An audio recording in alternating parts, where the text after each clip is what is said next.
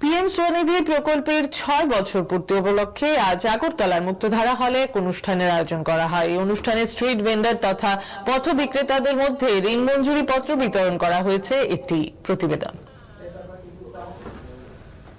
6 বছরে পিএম স্বনিধি প্রকল্পে সারা দেশে মোট 75.5 লক্ষ পথ বিক্রেতাদের ঋণ প্রদান করা হয়েছে।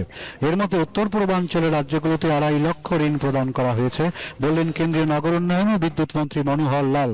তিনি জানান, ত্রিপুরায় এখন পর্যন্ত 9,300 স্ট্রিট ভেন্ডার তথা পথ বিক্রেতাদের ঋণ দেওয়া হয়েছে। মোট 15 কোটি টাকা ঋণ প্রদান করা হয়েছে বলে তিনি তথ্য দেন।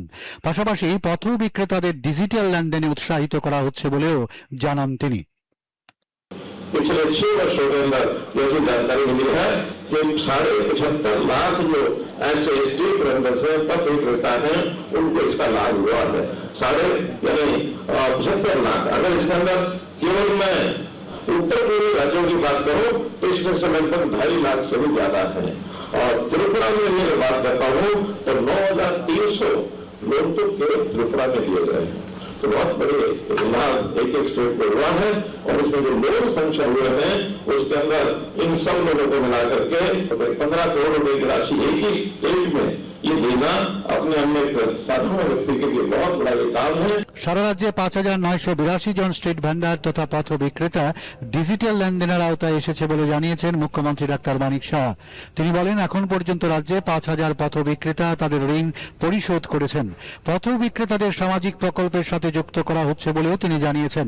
তিনি ডিজিটাল লেনদেনে অন্যদের উৎসাহিত করার আহ্বান জানান।